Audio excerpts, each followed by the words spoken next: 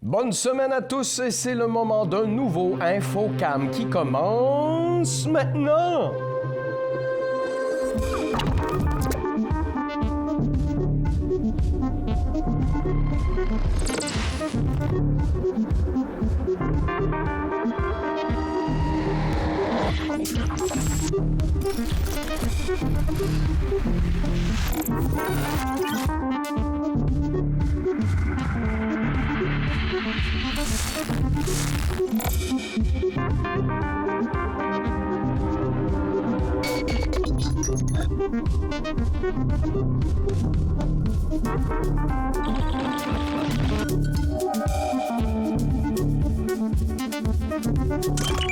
Connaissez-vous SAPI, le service aux personnes immigrantes?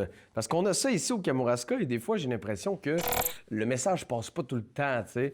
Alors que c'est quand même un service très important pour ceux qui viennent d'arriver dans le coin et qui essaient de trouver leur X. Si on veut rapidement là, dire aux gens qu'est-ce que vous faites dans la vie avec SAPI, ça aurait l'air de quoi? En fait, là, ça, c'est l'acronyme. Là. Moi, j'utilise le gros nom pour que ça soit moins mélangeant. Souvent, là, c'est le service aux personnes immigrantes. Oui. Donc, c'est juste là qu'on a pris les lettres. Oui. Donc, l'idée, c'était de faire un service clair pour savoir que toutes les personnes immigrantes peuvent passer par ici pour obtenir des services. Oui. Yeah. Puis, c'est comme un volet de projection. Donc, ça vient clarifier, projection, offre des services pour les 16-35 ans. Nous, en immigration, il n'y a pas de limite d'âge. Donc, c'est juste aussi pour clarifier. Pour séparer un peu. Éviter la confusion le plus possible. Parfait. Et là, donc, ce que vous offrez, je vois qu'il y a quand même, il y a des événements qui sont prévus, il y a du jumelage, il y a de l'aide au niveau de l'habitation. Si on veut y rentrer un peu plus dans les détails, là, votre quotidien ressemble à quoi, là? Bien, vas-y, Julie. On a des quotidiens assez différents parce pour l'instant, on se sépare les volets. Donc, moi, je m'occupe de tout ce qui est le soutien individuel plus. Donc, il y a un volet qui est plus l'aide à l'installation, les gens qui arrivent, aller chercher le NAS, la RAMQ, s'inscrire aux différents services, inscrire les enfants à l'école, la francisation, ce genre de choses-là. Et puis après, j'ai aussi le service d'aide individuelle pour les problèmes ponctuels qui vont arriver. Donc, toutes les gens qui sont stressés par rapport à leur statut, qui ont leur conjoint qui s'en vient, qui ont des questions parce que la loi vient de changer, veulent savoir est-ce que ça va les affecter. Mais on prend le temps de s'asseoir ensemble, on regarde leurs affaires, puis je leur dis ça va pas t'affecter, ça veut dire qu'il faut que tu prépares telle affaire. Puis on va essayer d'aller résoudre le plus possible tous ces problèmes-là. Parce que, en fait, si vous étiez pas là pour le faire, il faudrait qu'ils se débrouillent à trouver sur les sites gouvernementaux. Ouais, théoriquement, en fait, tout est sur les sites. Donc, c'est juste d'aider les gens à rentrer en contact avec cette matière-là qui n'est pas super digestible tout de suite. Là. Oui, même pour des gens qui sont habitués. Je veux dire, juste une demande de chômage, des fois, moi, ça me donne mal au crâne. Là. Oui. Oui. Puis on réfère aussi. Là, nous, on est comme des généralistes, là, mais justement, quand il y a quelqu'un qui se retrouve en situation de chômage, on va aller voir Action Chômage Kamouraska. Quand il y a quelqu'un qui a besoin de voir un médecin parce qu'il se passe quelque chose, on va aller appeler le GAP ensemble, ce genre de choses-là. OK. Oui. Puis, tu sais, je mentionne aussi, on n'est pas des consultantes en immigration, des avocats, donc aussi, il y a une limite très claire que... On ne fait pas les papiers pour les gens. Non, exact. Donc, on encourage les gens à aller chercher les ressources spécialisées là, aux besoins. Là. Donc, c'est vraiment aiguiller les gens pour aller au bon endroit. Là. Exact. Toi, de ton côté? Bien, moi, je suis responsable d'organiser des activités pour favoriser l'enracinement des personnes immigrantes sur le territoire, donc des ateliers d'information, comme par exemple, ça va s'en venir au mois de mars sur les impôts, comment on gère ça quand on vit ici. Des ateliers, des fois en virtuel, des fois en présentiel. On va en faire un sur mieux comprendre le système de santé au Québec. À venir aussi au printemps sur mieux démystifier les assurances, etc. Puis, j'aime bien, en tout cas, je trouve que c'est la partie quand même la plus amusante, c'est d'organiser des activités pour vraiment faire découvrir le territoire, faire découvrir les sports d'hiver ici, la culture ici. Donc, par exemple, au mois de février, le 7 février, on a une super sortie au Chalet des sports à Notre-Dame-du-Portage, avec beaucoup de bénévoles pour vraiment initier les gens. Là, beaucoup de gens ici n'ont jamais skié, n'ont jamais patiné. Donc, avec des bénévoles, ils se disent, bon, ben OK, je suis accompagné, on va avoir l'offre de location gratuite du matériel, puis l'accessibilité au lieu. Toute l'activité est gratuite. On a des bons partenariats là, pour financer l'activité. Donc, c'est vraiment se dire, OK, ben là, j'ai moins peur, je suis avec d'autres personnes, je vais rencontrer des gens, puis je peux essayer seul ce qu'ils te font, tu sais. Ben oui. Ça vient dédramatiser la chose, rendre ça plus accessible. Fait que c'est des activités qui fonctionnent vraiment bien. On va avoir une sortie à la cabane à sucre aussi. On aime bien travailler en collaboration lorsque possible. Là, ça, c'est un autre défi parce que au niveau des partenaires, les financements ne sont pas toujours reconduits chez tout le monde. Oui. Mais donc, moi, je travaille souvent avec Louis, la roi de Place aux Jeunes ici, puis aussi Claudel de la MRC qui fait l'attractivité. Donc, lorsque c'est possible, on fait des activités pour, comme notamment la cabane à sucre, là, pour permettre aux gens de faire des activités interculturelles pour les nouveaux arrivants. Bref. Donc, qui se sentent chez eux puis qui comprennent le nouveau qui les attend. Créer des liens aussi, tu sais. Les activités que je fais sont souvent dédiées aux nouveaux arrivants, mais quand il y a l'occasion de faire de l'interculturel, c'est vraiment gagnant. Puis, je suis aussi responsable du programme de jumelage interculturel. Donc, en gros, c'est un moyen de provoquer des rencontres entre des personnes issues de l'immigration puis les personnes de la communauté locale. Okay. Ça peut être à titre individuel ou à titre familial. Donc, je rencontre les gens intéressés, on fait une petite entrevue, on bâtit un petit profil, puis par, tu sais, aussi la localisation, on essaye d'avoir les gens qui sont comme dans une géographie assez rapprochée. Là, c'est un peu un défi, la grandeur du territoire du Kamouraska. Mais on essaye de faire des matchs et puis on encourage les participants à se rencontrer environ 2 fois par mois sur une période de 6 mois. Fait que je fais des petits suivis ponctuels, mais ça fait vraiment... c'est très beau de voir là, les liens, tout ce que ça vient engendrer, là, des personnes qui disent « Wow, tu sais, si ça n'avait pas été de ma rencontre avec... telle personne, j'aurais encore été très isolée. Beaucoup de personnes aussi vivent en colocation ensemble, des gens de la même origine. Oui. Puis, ils sortent peu, donc ils disent « Mais je veux percer, moi, je veux rester à long terme. » C'est vraiment une occasion là, d'aller rencontrer, de provoquer des rencontres qui auraient été improbables autrement. Donc, oui, puis j'imagine que aussi au niveau de la barrière de la langue, des fois, ça doit donner un petit coup de pouce. Là, absolument, absolument. Donc, plusieurs personnes qui viennent ici maîtrisent déjà le français, mais pas nécessairement le québécois. Donc, il faut s'adapter aux subtilités de la langue. Donc, c'est une belle occasion. Puis, effectivement, d'autres personnes sont en francisation, en apprentissage. Donc, c'est une très belle occasion pour pratiquer. Puis, ça va dans les deux sens. Hein. C'est un échange interculturel. On se fait une popote, on cuisine québécois, on cuisine malgache. Tu sais, on échange. Puis, ça n'a pas besoin d'être compliqué, tu sais. Pas besoin de changer sa vie, d'avoir plein de temps. Tu sais, on intègre souvent, tu sais, on invite la personne à faire juste une promenade, une activité à cuisiner ensemble, des activités peu coûteuses. Là. Donc, c'est un beau projet méconnu. Puis, j'invite les gens à, si ça vous interpelle, oui. de tendre la main, là, de nous contacter. On a un super beau site web, sapikamouraska.ca, avec un gros onglet jumelage puis un petit formulaire d'intérêt. C'est facile. Nos coordonnées sont partout. C'est facile de nous joindre pour en savoir plus. Donc ceux qui nous écoutent et qui se sentent interpellés de lever le flag serait une bonne idée. Et j'imagine aussi qu'il doit y avoir des petits détails. Tu sais, des fois, on n'y passe pas parce que nous, on reste ici depuis tout le temps, mais fondamentalement, juste l'hiver, ça doit être un défi pour plusieurs d'entre eux. Oui, clairement. Ce réseau de remettre des bottes, entre autres, au lieu des souliers, là, c'est un pas à franchir. Là, parfois. Oui. Puis, justement, à l'automne, on offre un petit atelier sur se préparer à l'hiver au Québec. Puis, c'est quand même apprécié parce qu'on n'y pense pas, mais les gens, c'est leur premier hiver, vont penser peut-être à mettre le chauffage beaucoup trop élevé. Penser à déneiger, toujours dégager l'entrée, à penser à aérer dans la maison, toutes des petites choses auxquelles les gens ne pensent pas spontanément. Là. Puis aussi un bel atelier sur l'entretien et la conduite d'un véhicule en hiver. Ça, c'est quand même vraiment gagnant. Là, juste des petits trucs. Là, tentons de prévenir là, les situations problématiques en ayant les bons réflexes, les bonnes habitudes, d'être bien équipé, etc. Donc, OK. Ouais. Et là, en ce moment, de quoi a l'air un peu le tableau en termes des immigrants dans le coin? Est-ce qu'ils sont nombreux? Est-ce que ça va bien pour eux? Est-ce que c'est compliqué? Je sais que, comme on disait tout à l'heure, il y a des choses qui ont changé dans la loi. Est-ce qu'il y a eu des gens qui ont vécu certains déchirements face à ça? Ben oui, beaucoup. Ben après, c'est sûr que Caro voit les gens quand ils sont dans des moments d'apprentissage et de loisirs. Moi, je les vois quand ils sont avec des problèmes. Fait que Oui. la façon dont j'ai l'impression que les gens vont, ça va pas... c'est teinté par ce que moi je vis. Oui. En ce moment, on a parlé beaucoup au niveau politique de la fin du PEC, qui était un programme qui existait, qui offrait un passage clair vers la résidence permanente, mais ce dont on a moins parlé, c'est la fin du programme pilote pour les préposés aux bénéficiaires puis le programme pilote pour les travailleurs de l'agroalimentaire. Ça, c'est 2 programmes qui amenaient beaucoup, beaucoup des gens ici vers la résidence permanente, puis le fait que ça n'existe plus.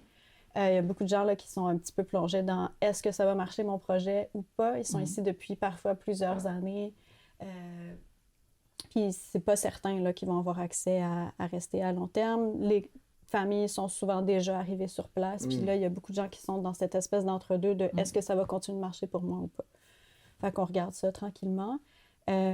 Donc oui, il y a quand même beaucoup de gens sur le territoire. Il y a des gens avec plein de professions. Il y a des gens qui sont dans les usines, il y a des gens qui sont soudeurs, il y a des gens qui sont préposés aux bénéficiaires, il y a des cuisiniers, puis il y en a d'autres là, que j'oublie, mais il y en a beaucoup quand même sur le territoire. Ils viennent d'endroits très différents.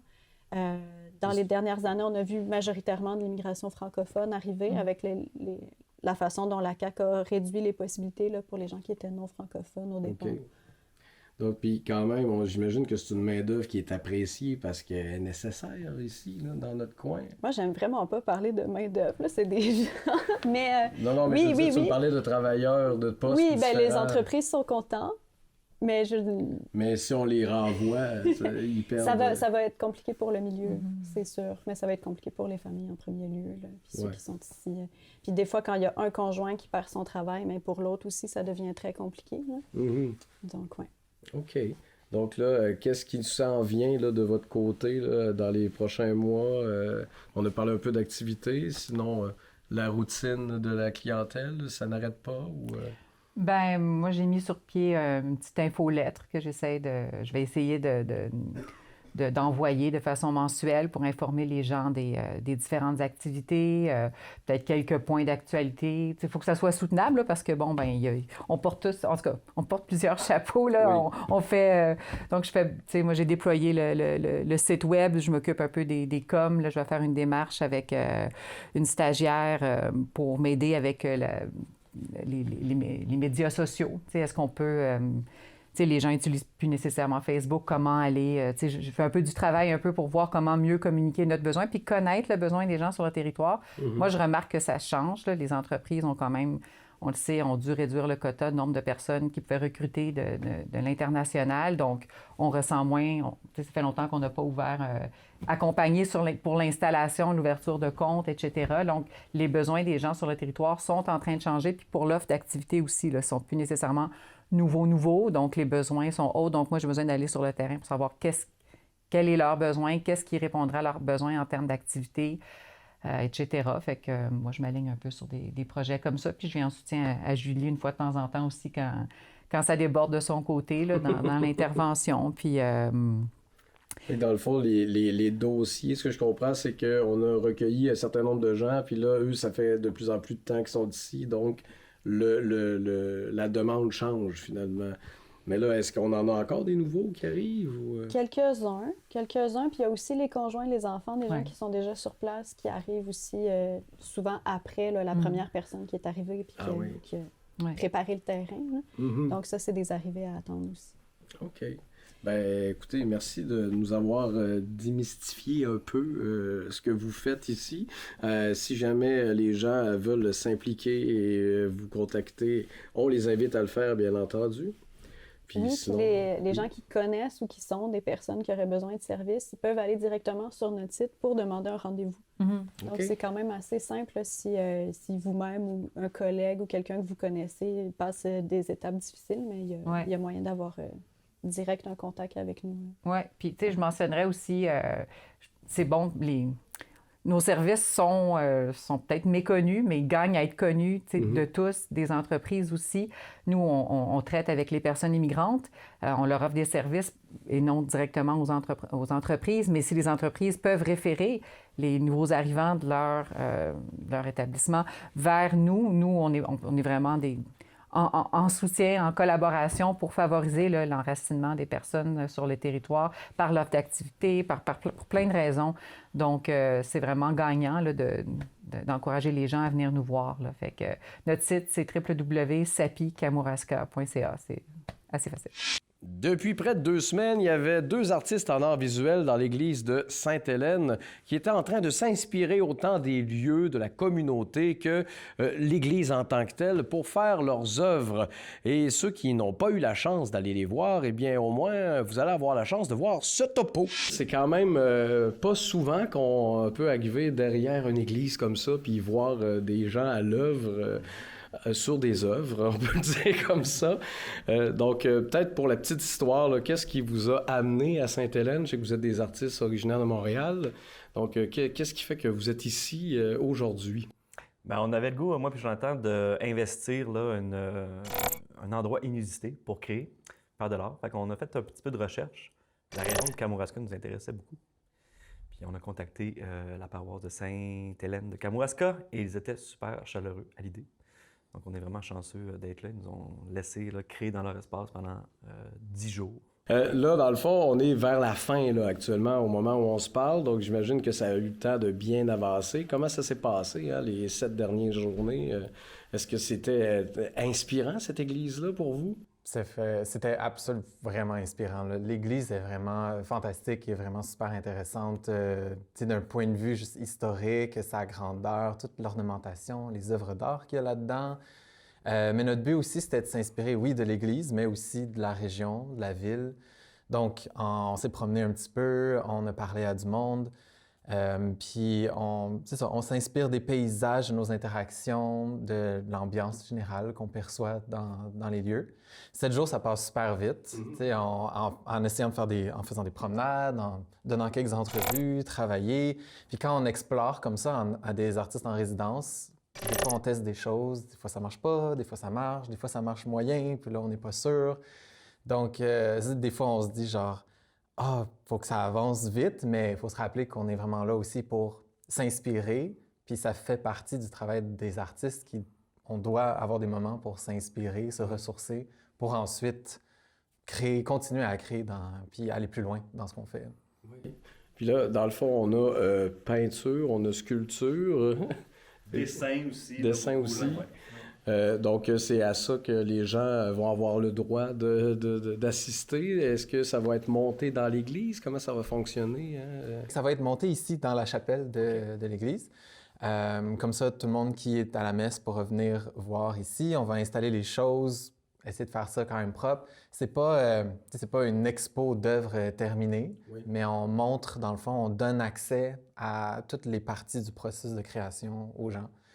Ça leur donne une vitrine aussi sur comment ça se passe derrière les façades un peu. Là, on est habitué de voir les œuvres finies, mais moins ce qui est sous-jacent puis la recherche derrière.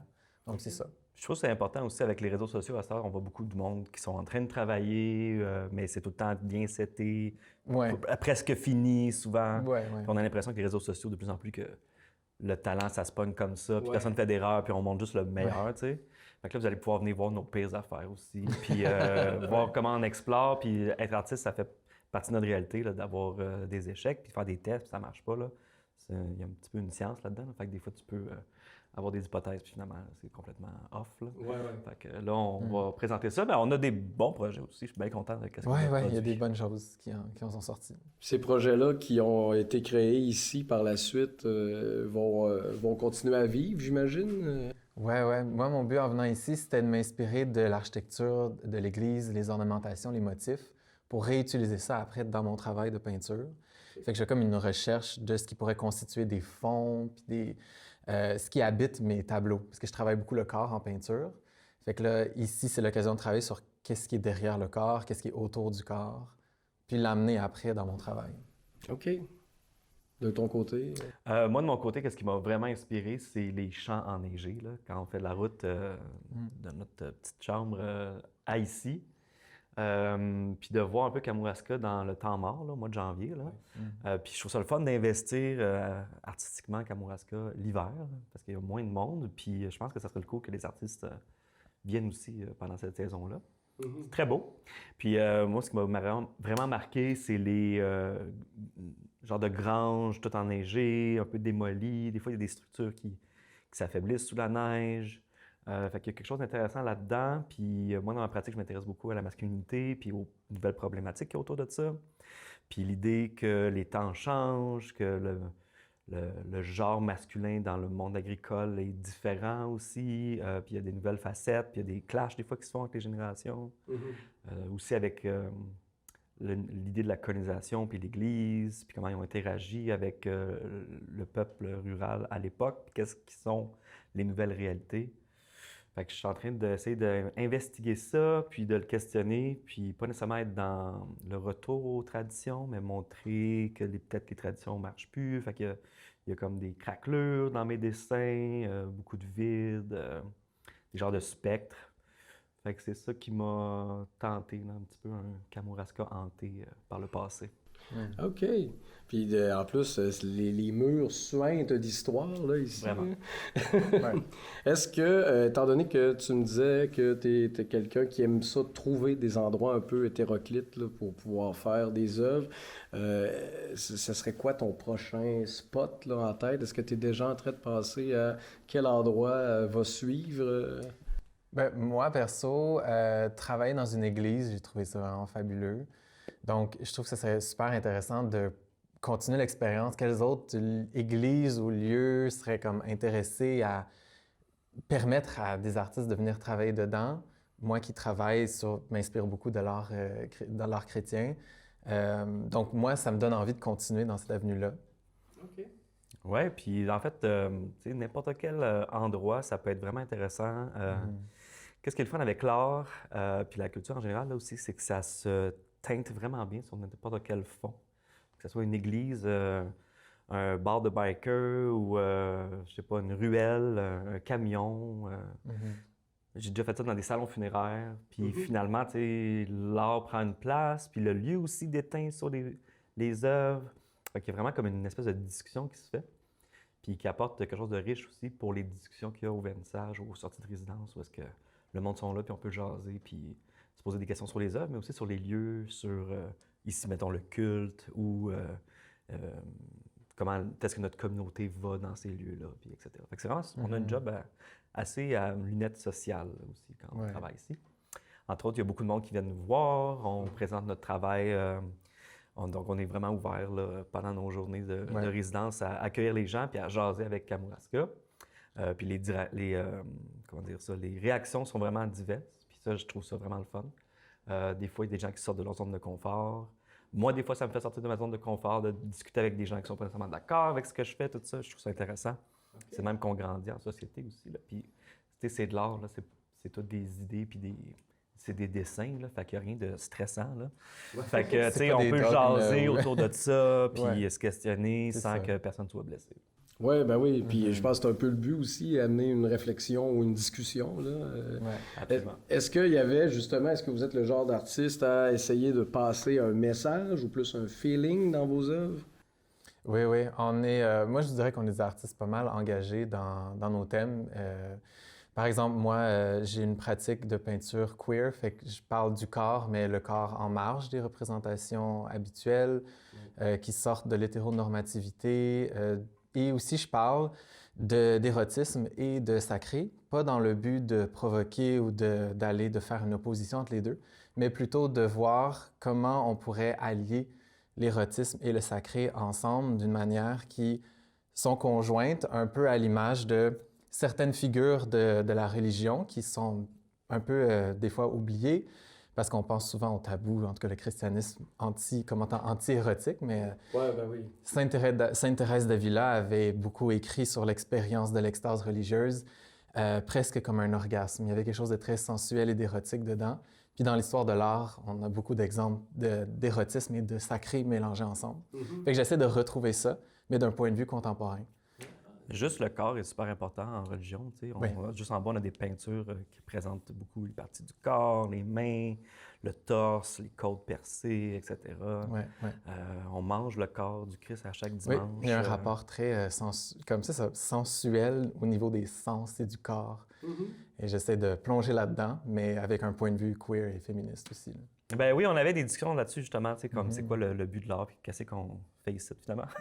Puis pour moi, qui n'est pas nécessairement la vision de Jonathan non plus, mais pour moi, je trouve que l'art doit vraiment, pas nécessairement choquer, mais provoquer, soit des émotions, des questionnements. Pour moi, c'est important que les gens regardent l'œuvre, puis il y a quelque chose qui se passe, il y a un malaise quelconque, puis ce malaise-là apporte des questions. Je pense que l'art, c'est la recherche de questions, la recherche de réponses. On va laisser ça à la science pour l'instant. Ouais. Mais pour moi, c'est important que le monde regarde l'œuvre, puis soit ils ont des discussions live ou dans l'auto plus tard ou chez eux. Ça les suit, ça les agace. Puis il y a une espèce de réflexion autour de ça. Je pense que des œuvres d'art, c'est comme la dernière chose qu'on a dans notre société où est-ce qu'on te propose... dans le fond, mettons, quand c'est un message publicitaire, on va créer un malaise parce qu'on va donner une réponse. Mais je trouve qu'en art, on a des images qui nous créent un malaise puis qui ne nous donnent pas cette réponse-là. Elle doit venir de nous ou des discussions qu'on a avec les gens. C'est vraiment des déclencheurs de discussion, des déclencheurs, des cols sociaux un peu, les œuvres. Puis ce malaise-là est important pour créer l'envie de s'exprimer, qui peut être, pas négatif, là, mais... un peu plus corsé, parfois. Ça peut être corsé ou sympathique, ou ça peut être des malaises, des envies cachées, ou ça peut être des chocs culturels, ça peut être des questionnements de genre qu'on travaille beaucoup, ou spirituels ici. Mais c'est ça. Je pense que le rôle des artistes, c'est de faire du beau avec du laid, et pas faire nécessairement du design ou des canards en bois, puis que c'est du beau pour du beau. On veut faire quelque chose qui marche comme un piège, là. Ça attire le regard, mais là, t'es pogné avec une question après. Oui, c'est l'introspection qui suit qui est importante. C'est ça. Donc, en terminant, nous, on va présenter tout ça pendant que les gens du coin auront pu venir vous voir en live. Ceux qui ont raté l'occasion, est-ce qu'on peut vous suivre d'une façon quelconque? On peut voir vos œuvres sur Internet? Absolument, oui. On est sur les réseaux sociaux, Instagram, Facebook. Moi, Jonathan Sardelis ou Iona Sardelis aussi. On a nos sites web aussi, donc jonathansardelis.com. Juste googler, on nous trouve. Pareil pour Kevin. Moi, j'ai Kevin Beaulieu sur les réseaux. TheMailArtist.com, qui est un petit peu mon persona de création. Okay. J'ai mon Némésis sur Google, là, qui est Kevin Beaulieu de chez Remax. Fait que faites attention quand vous googlez, là. Fait que sinon, vous êtes capable de me trouver. Sinon, on a notre sortie de résidence qui va avoir lieu le 11 janvier vers 11h, après la messe. Ouais. Puis vous êtes la bienvenue à venir. On va avoir du vin rouge et on espère des retailles d'hostie. Ah, wow! Bon, je vous souhaite un beau rassemblement à ce moment-là, le 11, les gars. Merci de m'avoir reçu dans votre univers de travail. Merci à toi d'être passé. Merci beaucoup à